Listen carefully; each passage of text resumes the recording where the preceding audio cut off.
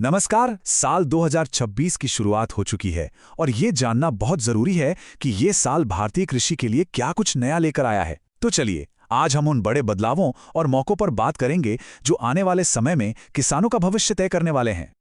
1,79,00,000 ये कोई मामूली आंकड़ा नहीं है। ये उन भारतीय किसानों की संख्या है जो अब ई-नाम यानी कि नेशनल डिजिटल मार्केट से जुड़ चुके हैं। जरा सोचिए, ये आंकड़ा अपने आप में बताता है कि टेक्नोलॉजी कितनी तेजी से भारतीय खेती की पूरी तस्वीर बदल रही है। तो आज की हमारी चर्चा 4 जरूरी हिस्सों में बटी होगी।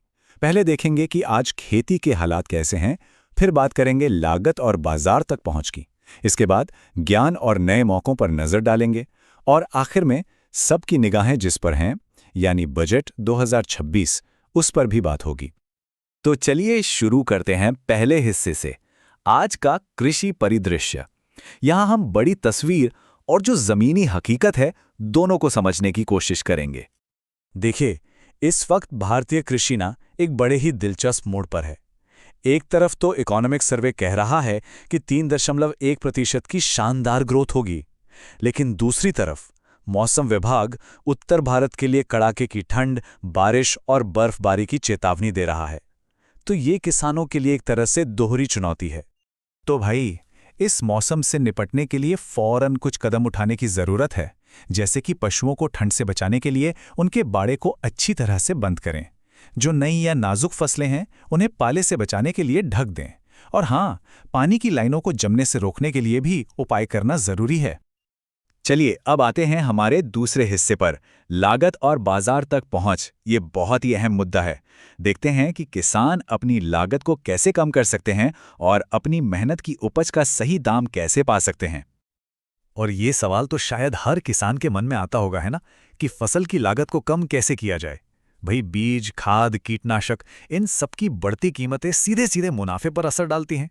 तो सवाल यह है कि इसका हल क्या है। अच्छा, लागत कम करने की इस चुनौती का एक बहुत ही दिलचस्प हल सुझाया है एग्रोकेम फेडरेशन ऑफ इंडिया यानी ACFI ने। उन्होंने एक ऐसा प्रस्ताव रखा है जो अगर मान लिया जाए तो किसानों के लिए वाकई एक गेम चेंजर साबित हो सकता है। सिर्फ 5%। जी हाँ, प्रस्ताव ये है कि कीटनाशकों पर जो इंपोर्ट ड्यूटी लगती है, उसे घटाकर बस 5% कर दिया जाए। अगर सरकार ये कदम उठाती है तो सोचिए, कीटनाशक सीधे सीधे सस्ते हो जाएंगे और किसानों की लागत में बड़ी कमी आएगी। इसलिए आने वाले बजट पर सबकी नजरें टिकी रहेंगी।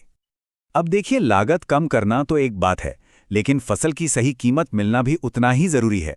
और यहीं पर ई-नाम प्लेटफॉर्म का रोल बहुत बड़ा हो जाता है। ये एक ऐसा ऑनलाइन बाजार है जो देश भर की मंडियों को एक साथ जोड़ देता है। इसका फायदा, किसानों को बेहतर खरीदार मिलते हैं और दाम भी बेहतर मिलने की उम्मीद बढ़ जाती है। तो एक सीधी और बहुत काम की सलाह है, ई-नाम प्लेटफॉर्म का इस्तेमाल जरूर करना चाहिए। अपनी फसल को यहां लिस्ट करने का मतलब है कि आप अपनी पहुंच पूरे देश के खरीदारों तक बना रहे हैं, बिचौलियों से बचते हैं और अपनी मेहनत का बेहतर दाम पाने का एक अच्छा मौका मिलता है। अब आते हैं हमारे तीसरे खंड पर, ज्ञान और नए अवसर। अब जरा भविष्य की बात करते हैं। देखते हैं कि किसान आने वाले कल के लिए खुद को कैसे तैयार कर सकते हैं और अपनी आमदनी बढ़ाने के लिए कौन सी नई टेक्नोलॉजी और तरीके अपना सकते हैं। देखिए, अब खेती का मतलब सिर्फ फसल उगाना ही नहीं रह गया है। इकोनॉमिक सर्वे के आंकड़े साफ साफ बता रहे हैं कि पशुपालन और मछली पालन जैसे क्षेत्र बहुत तेजी से आगे बढ़ रहे हैं। ये कृषि विकास के नए इंजन बन चुके हैं जो हमारी ग्रामीण अर्थव्यवस्था को एक नई ताकत दे रहे हैं। इसका मतलब बिल्कुल साफ है, पारंपरिक खेती के साथ साथ अगर पशुपालन या मछली पालन जैसे क्षेत्रों में भी हाथ आजमाया जाए तो आमदनी के नए दरवाजे खुल सकते हैं। और हाँ, इससे खेती में जो जोखिम होता है वो भी कम होता है। ज्ञान के साथ साथ टेक्नोलॉजी भी एक बहुत बड़ा हथियार है। इसका एक बेहतरीन उदाहरण है झारखंड का GIS बेस्ड मॉडल, जिसकी पूरे देश में तारीफ हो रही है। अब ये GIS क्या है, इसे आसान भाषा में समझिए। ये खेती के लिए एक तरह का गूगल मैप्स है। ये मौसम, मिट्टी, पानी, इन सब की जानकारी को एनालाइज करके ये बताता है कि कब, कहां और कौन सी फसल लगाना सबसे फायदेमंद होगा। तो सवाल ये है कि ये नया ज्ञान और जानकारी मिलेगी कहां से? इसके 2 आसान रास्ते हैं। पहला, अपने इलाके के कृषि केंद्रों पर जाकर ट्रेनिंग प्रोग्राम्स के बारे में पता करें। और दूसरा, जो स्थानीय कृषि अधिकारी हैं, उनसे नई टेक्नोलॉजी जैसे कि GIS बेस्ड टूल्स के बारे में जानकारी जरूर लें। और चलिए, अब आते हैं हमारे आखिरी और सबसे जरूरी हिस्से पर, बजट 2026।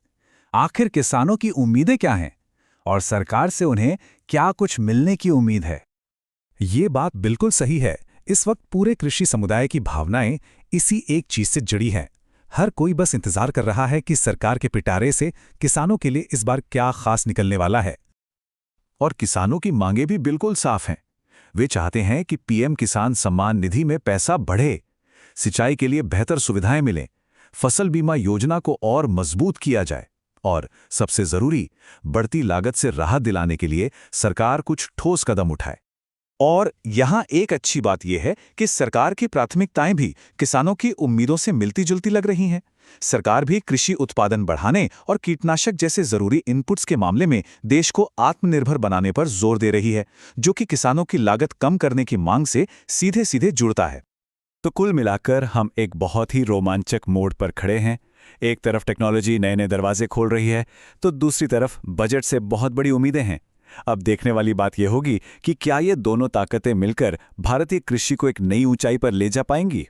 इसका जवाब तो खैर आने वाला साल ही देगा।